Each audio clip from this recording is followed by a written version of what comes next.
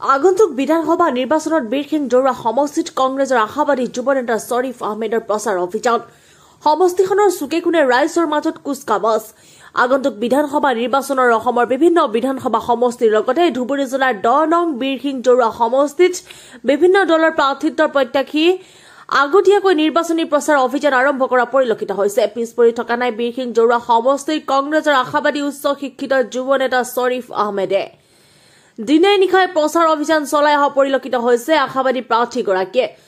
শিক্ষাৰ সমান্তৰালকৈ সমষ্টি উন্নয়নৰ সপোন লৈ শ্বৰীফ আহমেদে সমষ্টিখনৰ বিভিন্ন প্ৰান্তত মেল মিটিং কৰি ৰাইজৰ সঁহাৰি লাভ কৰা পৰিলক্ষিত হৈছে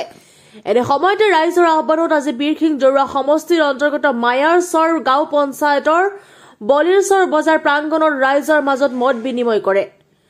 উক্ত মত বিনিময়ত ৰাইজে যুৱ নেতা শ্বৰীফ আহমেদক বিপুল সঁহাৰি জনায় আৰু এইবাৰ বীৰসিং জৰুৱাত উচ্চ শিক্ষিত যুৱ নেতাক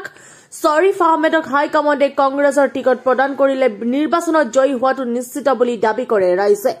ফৰিজুদ্দিন আহমেদৰ ৰিপৰ্ট বিএলপি লাইভ 24 এই সম্পৰ্কে আপুনি কি ক'ব আমি বলিৰচৰ বজাৰত মায়াৰচৰ পঞ্চায়তৰ অন্তৰ্গত তাত আজি আমি মত বিনিময় সভা আয়োজন কৰিছিলোঁ আৰু তো শতাধিক মানুহে তাত হাজাৰ হাজাৰ মানুহ মানে স্বতঃস্ফূৰ্তভাৱে ওলাই আহিছিলে মানুহৰ সেই মিটিঙত লগ পাই পেলাই এটা বস্তু মই অনুভৱ কৰিছোঁ যে আমাৰ এই বিষ্ণুজোৰা সমষ্টিৰ মানুহৰ মাজত বহুত দুখ আছে কষ্ট আছে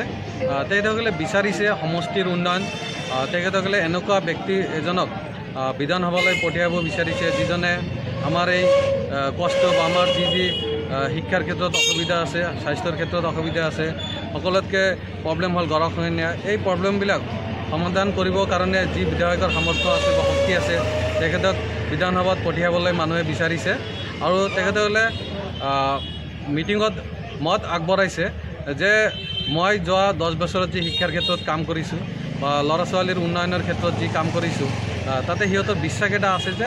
দলীয় নেতৃত্বই যদি মোক টিকেট প্ৰদান কৰে তেতিয়াহ'লে বিপুল ভোটত মই জয়যুক্ত কৰাব আৰু বিধানসভালৈ পঠিয়াব আপোনাৰ আচলতে মূল লক্ষ্য কি আছিল মোৰ মূল লক্ষ্য হ'ল এডুকেশ্যন উইথ কমিউনিকেশ্যন মানে শিক্ষা আৰু যোগাযোগ ব্যৱস্থাত গৰাখহনীয়াৰ প্ৰব্লেম মই সমাধান কৰিম ৰাস্তা ঘাট কৰিম এখন উন্নত সমষ্টিলৈ উন্নয়ন কৰাটোৱে মোৰ অন্যতম উদ্দেশ্য হ'ব ধুবুৰী জিলাৰ ভিতৰত বীৰসিং জৰুৱা সমষ্টিত হয় সকলোতকৈ অনুন্নত আপোনাৰ সমষ্টিটো হ'ল বীৰসিং জৰুৱা সমষ্টি ধুবুৰীৰ ভিতৰত কিন্তু মানুহৰ যদি সৎ ইচ্ছা থাকে সততা থাকে আৰু সেই সততাৰে আৰু নিজৰ শক্তি যদি প্ৰয়োগ কৰে তেন্তে কোনো কামেই মানে কৰা সম্ভৱ নহয় আৰু মই ভাবোঁ মোৰ বিগত যি অভিজ্ঞতা আছে 10 বছৰত কাম কৰাৰ মই নিশ্চয়কৈ যেহেতু বীৰসিং জৰুৱা মোৰ অঞ্চল মোৰ গাঁও মোৰ ঠাই গতিকে ইয়াৰ উন্নয়ন সম্ভৱ মই সততাৰে আগবাঢ়ি যাম ৰাইজে যদি মোক সমৰ্থন কৰে নিশ্চয়কৈ বীৰসিং জৰুৱা সমষ্টিটো আটাইতকৈ উন্নত সমষ্টি বুলি ধুবুৰী জিলাত এদিন পৰিণত হ'ব যিহেতু আপুনি এজন যুৱ নেতা সেইকাৰণে নৱপ্ৰজন্মক আপুনি কি আস্থা প্ৰদান হয় আজি আপোনালোকে নৱপ্ৰজন্মক যদি লক্ষ্য কৰে পৃথিৱীখনত যিমান ব্যৱসায় আছে আপুনি চাব নৱপ্ৰজন্মই লিড কৰি আছে আৰু যিমান নতুন ধৰণৰ কাম পৃথিৱীত হৈ আছে সেই কামবিলাক আপুনি চাব নৱপ্ৰজন্মৰ দ্বাৰাই আগবাঢ়ি গৈ আছে আমাৰ ভাৰতবৰ্ষতো ৰাজনীতিৰ ক্ষেত্ৰতে কওক বিভিন্ন অঞ্চলত বিভিন্ন ৰাজ্যত নৱপ্ৰজন্মই লিড কৰি আছে তথা বিভিন্ন ষ্টাৰ্টআপ আজিয়ে নৱপ্ৰজন্মই লিড কৰি আছে গতিকে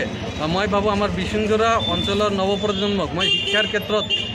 আগবঢ়াই লৈ যাম আৰু সিহঁতক শিক্ষাৰ লগত উপযুক্ত